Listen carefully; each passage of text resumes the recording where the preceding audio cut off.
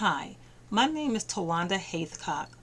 My internship placement is at the Barry Robertson Center Treatment Facility, located here in Norfolk, Virginia, off of Kempsville Road.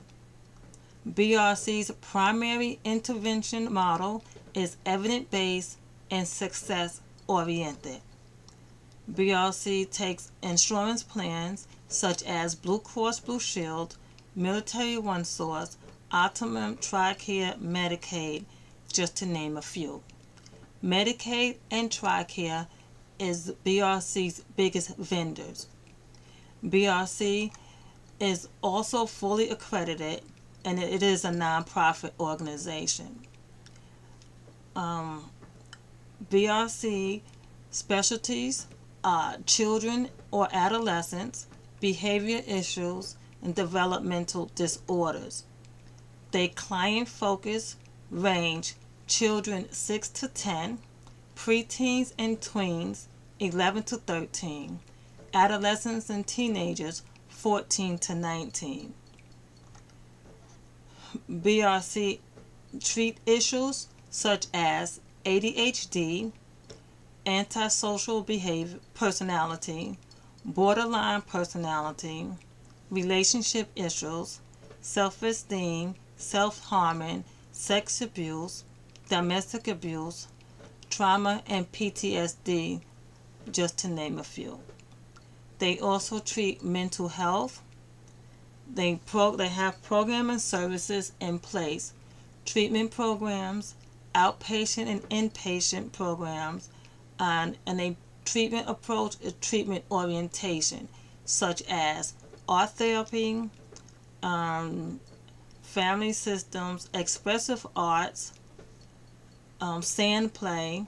They also as a cognitive behavior, dialectical behavior, eclectic, solution focused brief, and trauma focused, just to name a few. Alright, what I want to speak to you today is on informed consent. Informed consent is the process by which the treating healthcare provider discloses appropriate information to a competent patient so that the patient may make a voluntary choice to accept or refuse treatment.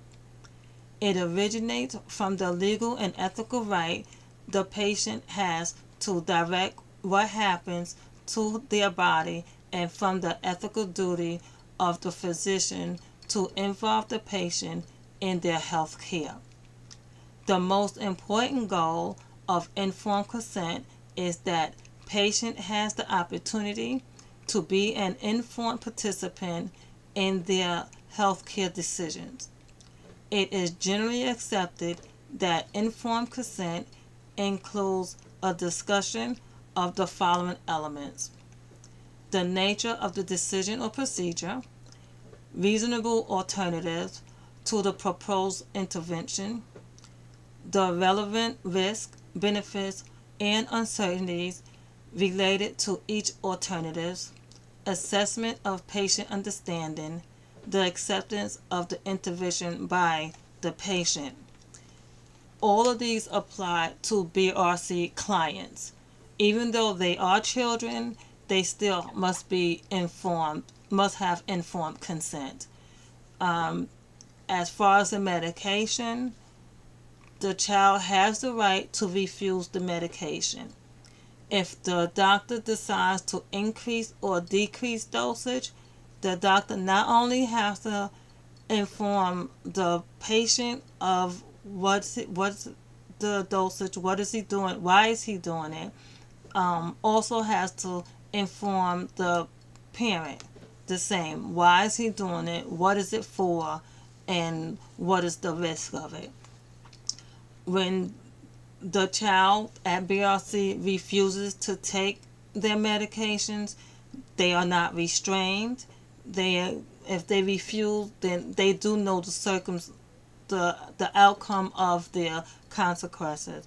They know they will feel bad, like for depression, if they don't take their medication, then they know they're going to be crying or with however they use their coping skills to handle their depression. Each time a child refuses the medication, that child they do notify the parent, letting them know that their child is refusing the medication. So therefore, when the child does have an episode, they will know this is the reason why the child had the episode, and these are the circumstances or the outcome of the child not taking their medication.